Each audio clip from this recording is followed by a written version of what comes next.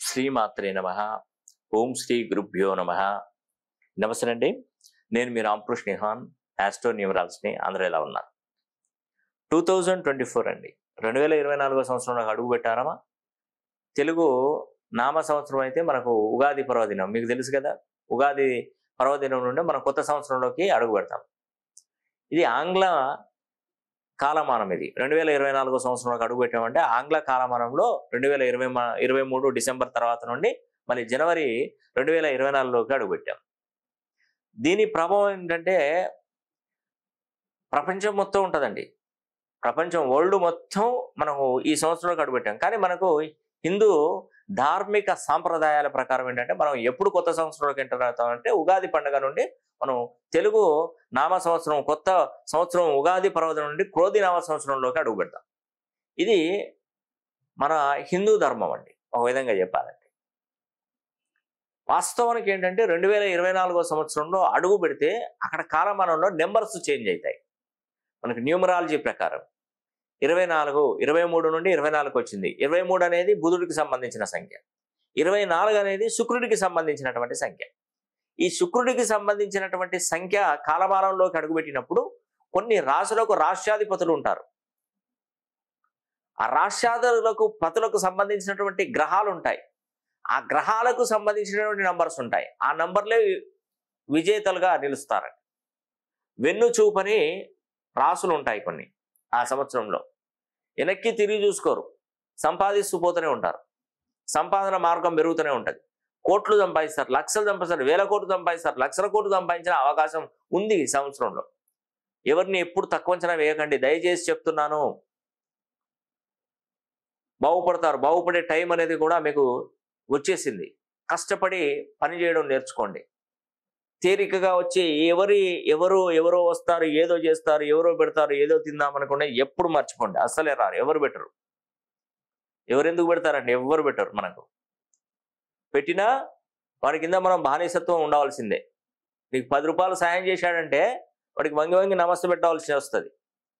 వాడు ఎంత దుర్మార్గుడైనా, ఎంత దుష్టుడైనా వాడిని మనం గౌరవించవలసినటువంటి పరిస్థితి మనకు వచ్చేస్తుందండి. గుర్తుపెట్టుకోండి. కాబట్టి మనంతటా మనం స్వతహాగా సంపాదించాలి, కష్టపడి సంపాదించాలి. అదృష్టాన్ని నేను ఇస్తాను. ఊరికే డబ్బులు ఎవరు ఏ కార్యక్రమం చేసినా ఊరికేనైతే రావండి. చాలా మంది ఈజీ మనీ గురించి చాలా మంది ఏం చేస్తున్నారంటే డబ్బులు ఏదో పూలింగ్ అంటారు, రైస్ పూలింగ్, దాన్ని ఏమంటారు, ఆర్పిఎం మీద ఉంటుంది. దాంట్లో ఇరుక్కుని డబ్బులు చాలా నష్టపోతున్నారండి. దయచేసి చెప్తున్నాను, ఎవరు అటువైపు వెళ్ళకండి. కొంతమందికి ఎలా మోసం చేస్తే ఎలా అదే అవుతారని చెప్పేసి అలా అన్ని రకాలుగా మోసం చేస్తున్నారు. ఒకతను విదేశాలలో ఒక ఫేక్ కాల్ వచ్చింది అతనికి. మీ విలేజ్లో నిన్ను సెలెక్ట్ చేశాము, నువ్వు చాలా నిజాయితీ పరునివి, నువ్వు చాలా నువ్వు చాలా నిజాయితీ గలవాడివి, నేను మీ గురించి ఎంక్వైరీ చేస్తే నీ పేరు చెప్పారు, ఒక 2-3 అడిగితే. అందుకే మేము భారతదేశంలో మీ గ్రామంలో ఒక 20 ఎకరాలు 30 ఎకరాల స్థలంలో మేము ఒకటి సోషల్ సర్వీస్ అనేది కూడా స్టార్ట్ చేస్తున్నాము. ఇది విదేశీ సంస్థకు సంబంధించింది. దీంట్లో కొన్ని వేల కోట్ల రూపాయలు ఈ సంస్థలో ఉంటాయి, చాలా మంది అడ్జేస్తారని చెప్పేసి వాళ్ళు ఫోన్ చేశారు. అబ్బాయికి ఫోన్ చేస్తే నిజమే కావచ్చు అనుకొని, ఈ సంస్థకు నువ్వే ఎండివి, నీ మీద రిజిస్ట్రేషన్ అయిన నీ పేరు పంపిస్తే, నీ డీటెయిల్స్ పంపిస్తే నీ రిజిస్ట్రేషన్ ఫామ్ పంపిస్తాను, విదేశాల నుండి వస్తుంది, నువ్వు ఎక్కడైనా స్థలం కొనుక్కొని నీ అకౌంట్ నాకు నంబర్ పంపించు, అకౌంట్లో డబ్బులు ఇస్తాము, నువ్వు స్టార్ట్ చేసుకో అని చెప్పేసి. ఎంత మంచిగా ఉంది, చెప్పడానికి వినడానికి ఎంత చక్కగా ఉంది.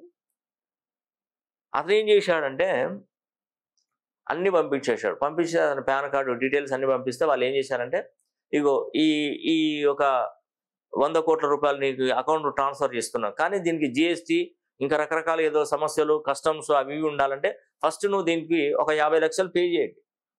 50 లక్షలు నీ అకౌంట్లో చూపెట్టాలి. అకౌంట్లో చూపెడితే నీకు ఈ 100 కోట్లు పడతాయి. మేమేం తీసుకోము, డబ్బులు ఏం తీసుకోము, నీ అకౌంట్లో అలాగే ఉంటాయి. నిజమే కావచ్చు అనుకున్నాడు. నిజమే కావచ్చు అనుకుని అతను ఏం చేశాడంటే 50 లక్షలు దాన్ని తీసుకుపోయి వేశాడు. డబ్బులు, ఎందుకంటే స్థలం ఎవరు సౌండ్ పార్టీ అని చూసే వెతుకుంటారు కదా ఇతన్ని. అవన్నీ చూసుకొని తనఖా పెట్టుకొని ఏదో 50 లక్షలు మనం వాడికి ఇవ్వట్లేదు కదా, నా అకౌంట్లోనే ఉంటానని చెప్పేసి నేను already account details, pan card, Aadhaar card అన్ని పంపించేసావు. వాడు ఫస్ట్ అట్లా తీసుకున్నాడు. తర్వాత ఈ డబ్బులు అని చూపెట్టిండు. తర్వాత నీకు సంబంధించినటువంటి అవి ఇవి చేసుకున్నా, ఓటీపీలు గీపులు అంతా సెట్ చేసుకొని వాడికి వచ్చినట్టు పెట్టుకొని అమౌంట్ కాల్ చేసుకున్నాడు.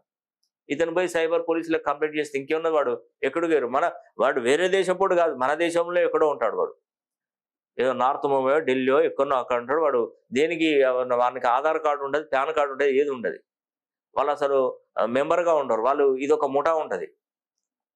వాళ్ళు గవర్నమెంట్కు దొరకరు. వాళ్ళ ఆధార్ కార్డు, తంబు ఇవన్నీ ఏం పెట్టుకోరు. వీళ్ళు చేసేదే ఈ ప్రయత్నం. ఎక్కడ దొరకరు వాళ్ళు. ఏదైనా ఉన్నా కూడా ఎక్కడ దొరికే పరిస్థితి కూడా లేదు. అన్ని ఫేక్ డాక్యుమెంట్లు పెట్టుకొని ఇట్లానే డబ్బులు కూసుకుంటారు. అందుకే చెప్తున్నానండి, దయచేసి చెప్తున్నాను, ఎవరు ఉచితంగా నీకు డబ్బులు వస్తున్నాయి, డబ్బులు ఇస్తున్నానంటే నమ్మకండి. నువ్వు ₹1 ఖర్చు పెట్టుకుంటే డబ్బులు ఇవ్వండి, తీసుకోండి, నో ప్రాబ్లం, మంచిగా హ్యాపీగా ఎంజాయ్ చేసుకోండి. కానీ రివర్స్గా నేను డబ్బులు అడుగుతున్నానంటే వాడు మోసగాడే, గుర్తుపెట్టుకోండి. ఈ వీడియో చూసినటువంటి వారు ఒక్కరు మారినా నాకు చాలండి, సంతోషం. నా ద్వారా ఒక్కరైనా బాగుపడ్డారు, అంతేనండి. 2024 సంవత్సరంలో వెన్ను చూపని రాసులు వీరే కోటీశ్వరులు. తులారాశి వారు, కుంభరాశి వారు, వృషభ రాశి వారు, మిథున రాశి వారు. ఎందుకంటే 2024 పూర్తి శుక్రునికి సంబంధించిన సంఖ్య. తులారాశికి రాష్ట్రాధిపతి శుక్రుడే అద్భుతంగా పనిచేస్తుంది. కుంభరాశికి రాష్ట్రాధిపతి శనికి శుక్రుడు మంచి మిత్రకారకుడు. వృషభ రాశికి రాష్ట్రాధిపతి శుక్రుడు 24వ సంవత్సరం. మిథున రాశికి బుధుడు కూడా ఈ యొక్క శుక్రునికి మిత్రకారకుడే. కాబట్టి ఏం ప్రాబ్లం ఉండదండి, మీకు అన్ని విధాలుగా విజయం చేకూరే సంవత్సరం ఇది, గుర్తుపెట్టుకోండి, రాసి పెట్టుకోండి, కళాఖండిగా రాసి పెట్టుకోండి. నేను అందులో భాగంగా నేను ఇంకొక విషయం చెప్తున్నానండి. జనవరి 20వ తారీఖున శని హోమం చేస్తున్నాను. శని ఎప్పుడైనా కూడా కుంభరాశిలో ఉన్నప్పుడు 30 సంవత్సరాలకు ఒకసారి కుంభరాశిలోకి వస్తాడు. కాబట్టి అప్పుడు కంపల్సరీ శని హోమం జరిపించుకొని తీరవలసిందే మీరు. ఇది దాటింది అనుకోండి, శని హోమం కుంభరాశి నుండి శని మళ్ళీ మీనరాశిలోకి వెళ్ళిపోయాడు అనుకోండి, దాని వలన ఏమాత్రం ఉపయోగం ఉండదండి, గుర్తుపెట్టుకోండి. శని హోమం కుంభరాశిలో ఉన్నప్పుడు 12 రాశులు చేసుకోవచ్చు, పర్ఫెక్ట్గా 12 రాశుల వారు చేసుకోవచ్చు. ఇంకా మీపై మళ్ళీ శని ప్రభావం పడినా, ఏళ్ళనాడు శని పడినా, అర్ధాష్టమ శని పడినా, అష్టమ శని పడినా ఏ ప్రాబ్లం ఉండదండి. శని వైదొలిగిపోతాడు, మీకు స్పేస్ ఇస్తాడు, దారి ఇస్తాడు, వెళ్ళండి. ఇంకా మీరు సపరేట్ లైన్, వివిఐపి లైన్, ఇక్కడ నుండి వెళ్ళండి, వీళ్ళంతా మామూలు వాళ్ళు, మీరు పక్క నుంచి వెళ్ళిపోండి అంటాడు శని. ఎందుకంటే తనని ఎప్పుడో మీరు కాకాబట్టేశారు, ఎప్పుడో మీరు శని హోమం జరిపించారు, అతని ఆశీస్సులు పొందాడు, అతని వర్గానికి చెందిన వారు అయిపోతారు. మీరు వెళ్ళండి, మీరు సపరేట్ వివిఐపి పాస్ ఇచ్చేస్తారు, కారులో చక్కగా వెళ్ళిపోండి.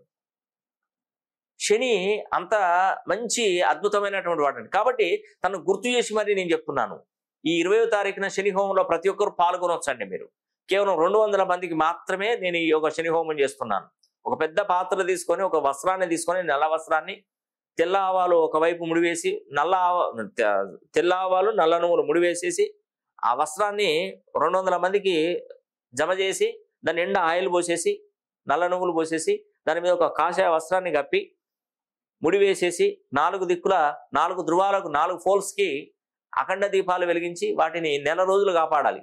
ఆ నెల రోజులు కాపాడిన తర్వాత ఒక్కొక్క వస్త్రాన్ని తీసుకొని శనివారం రోజు 20వ తారీఖున శని హోమంలో ఒక్కొక్క వస్త్రాన్ని, శనికి సంబంధించినటువంటి నామం, గోత్రాలు, నామాలు ఇవన్నీ పంపిస్తే, నీలాంజన సమాభాసం రవిపుత్రం యమగ్రజం ఛాయా మార్తాండ సంభూతాం తం నమామి శనైశ్చరం అనుకుంటూ ఒక్కొక్క వస్త్రాన్ని దాంట్లో వేయడం వల్ల శని మొత్తం పటాపంచలైపోయి మళ్ళీ 30 సంవత్సరాల దాకా మీకు శని అనేది కూడా మీ వైపు కూడా చూడదు, గుర్తుపెట్టుకోండి.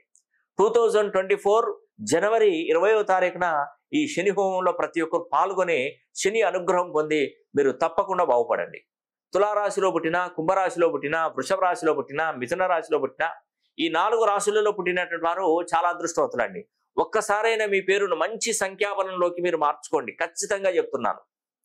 నేను చూసేటువంటి పద్ధతులు అన్ని రకాల పద్ధతులు, nameology, graphology, signaturology, pronology, Indian western numerology, Indian western astrology, ప్రశ్నాశాస్త్రం, హస్తరేఖలు, గవ్వలు, తాళపత్ర గ్రంథాలు, ఇలా అన్ని పద్ధతుల ద్వారా కూడా నేను పరిశీలన చేస్తానండి. కాబట్టి సమస్య ఏదైనా పరిష్కారం ఒకటి, అది న్యూమరాలజీలో ఖచ్చితంగా లభిస్తుందండి.